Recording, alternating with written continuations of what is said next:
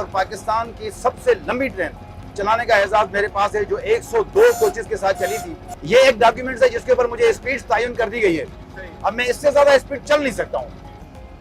Handle है, ये पूरी ट्रेन के अंदर ब्रेकिंग का है, इसको बोलते हैं A9 हैंडल। स्पीड का तयन हम इस हैंडल के अंदर, ये मेरा पूरा जो है ना, ये कंट्रोल ऑपरेटर है, पूरा कंट्रोल ऑपरेटर है। जी हाँ, ये कंट्रोल ऑपरेटर है पूरा। जी बिल्कुल, इस वक्त हम कैप्टन आमिर साहब के साथ, आमिर बख्श साहब के साथ मौजूद हैं और वो गाड़ी इस वक्त रवां दुआ है जो रेल है। सबसे पहले एक तमाम मुसाफिरों के जहन में एक क्वेश्चन आता है कि जब ट्रेन जो है स्टेशन से निकलती है बहुत स्लो होती है। आज मैं पाकिस्तान रेलवे की पाकिस्तान एक्सप्रेस 45 के नाम से करते हैं, वो मैं वर्क कर रहा हूँ आप दोस्तों के साथ। देखें जी, सेक्शन के अंदर जो है और यार्ड से निकलते हुए हमारे यार्ड की स्पीड 15 किलोमीटर होती है।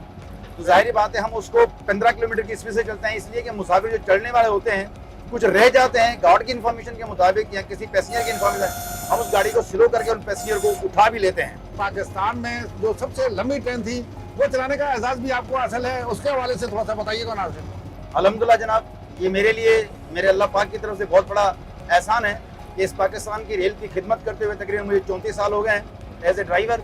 और उसके अलावा मैंने बहुत सी ट्रेनें वर्क की हैं और पाकिस्तान की सबसे लंबी ट्रेन चलाने का एजाज मेरे पास है, जो 102 कोचेस के साथ चली थी और जिसका ट्रायल हुआ। तो कामयाबी से हम लोगों ने अल्हम्दुलिल्लाह कोटरी तक उसका ट्रायल किया और हम इंशाल्लाह दुआ को रहेंगे, आप भी दुआ करें कि हमारी रेल इसी तरह तरक्की करती रहे। तो आपको कैसे इंडिकेट हो जाता है कि सामने से कोई ट्रेन आ रही है, या इस हवाले से क्या सिस्टम ऐसे हैं जिसकी वजह से आपको पता चलता है, वो उसके हवाले से थोड़ा बताइएगा। फॉर इमरजेंसी किसी किस्म की उस डाउन लाइन के ऊपर किसी किस्म की कोई इंटरप्शन हो गई है, कोई ब्लॉकिंग हो गई है ना, तो फिर उस स्टेशन से चलाने वाला जो स्टेशन मास्टर बाबू होगा, यहाँ केसी स्टेशन या कराची स्टेशन वाली ट्रेन को बोलेगा कि इसको रोक दे, ताकि वो ट्रेन का अराइवल होगा, तो फिर उसके बाद हम इस ट्रेन पे चलेंगे।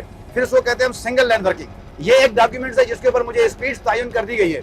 अब मैं इससे ज्यादा स्पीड चल नहीं सकता हूँ, क्योंकि मेरा कानून कहता है, मेरा रूल कहता है, अगर मैं इससे ज्यादा चला तो मैंने कानून की वैल्यूशन करूंगा और बहुत से लोगों की जो जान के साथ खेलूंगा। अपनी जान तो जाएगी जाएगी, लेकिन बहुत से पैसेंजर्स की भी जान जाने का खतरा होता है। इसे काशन ऑर्डर कहा जाता है जी, 354 काशन ऑर्डर। इसको किस हद तक आप महफूज सफर कहेंगे?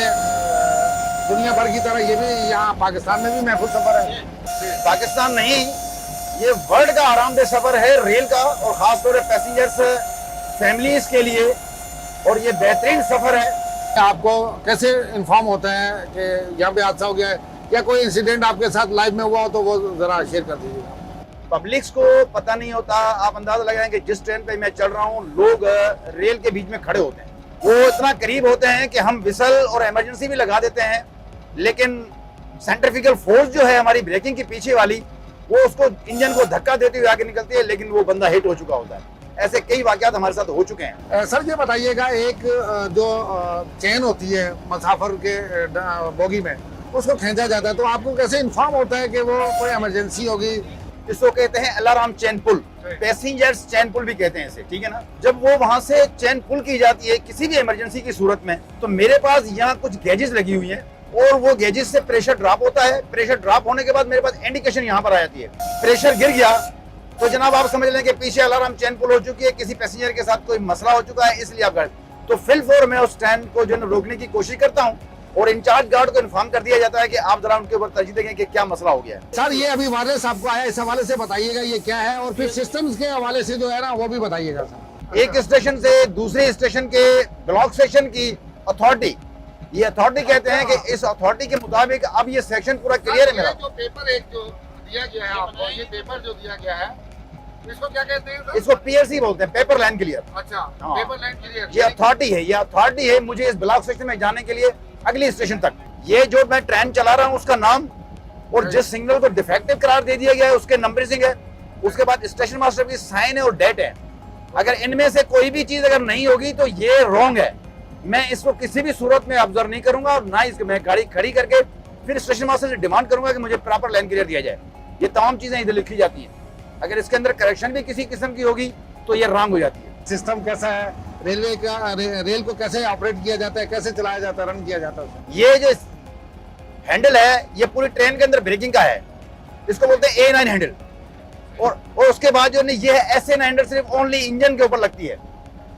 हम इसके साथ इंजन को कंट्रोल करते हैं, लेकिन इसके साथ इसको कंट्रोल इसलिए किया जाता है कि ये इस ब्रेक को ऑटोमेटिक जो है ना वो प्रोपोर्शनल ब्रेक लाता है।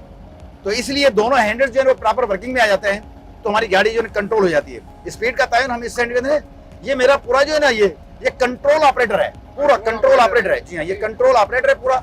इसके अंदर दो जो हैंडल्स लगे हुए हैं उनकी मैं बारे में बता रहा हूँ।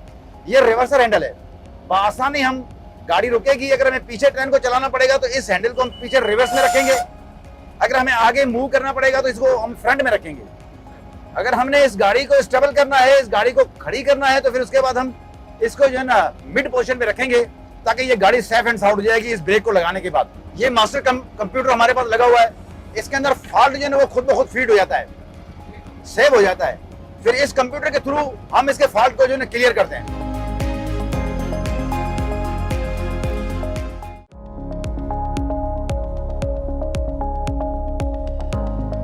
यहाँ से कराची के लिए, लाहौर के लिए और न्यू दिल्ली के लिए ट्रेन चलती थी। समरसटा बड़ा इम्पोर्टेंट जंक्शन पॉइंट है रेलवे के हिसाब से, और यहाँ से कराची के लिए, लाहौर के लिए और न्यू दिल्ली के लिए ट्रेन चलती थी। अब भी ट्रैक मौजूद है और रेलवे के हवाले से ये काफ़ी इम्पोर्टेंट जंक्शन पॉइंट है। और अब रेलवे में जैसे जैसे वक्त के साथ साथ रेलवे खसारे में आया और नेटवर्क थोड़ा कम हुआ, तो अब ये एक समझ सकता है कि बिल्कुल छोटा सा स्टेशन रह गया है। और बट इसमें अभी भी कुछ ट्रेन हैं जो एक्सप्रेस ट्रेन हैं और जो लोकल ट्रेन हैं वो भी रुकती हैं। अभी ये ट्रेन रुकी हुई है, I think Khyber mail express है, और जो पेशावर से कराची जाती है। हम तो बाय बाय करते हैं जी, कराची चलते हैं, बाय बाय। ये इस वक्त हम अली असहाब पे मौजूद हैं। ये बहावलपुर से कुछ 40 किलोमीटर के फासले पर बड़ी मुतबरक और बड़ी अच्छी जगह है। यहाँ हिस्ट्री में है कि यहाँ हज़रत अली रज़ी अल्लाह ताला अन्हु के साथी यहाँ मदफून हैं। और तारीख़ तो इतनी ज़्यादा वाज़ेह नहीं है, लेकिन ये कहा जाता है कि ये जंग में लड़ते हुए शहीद हुए, और यहाँ उनके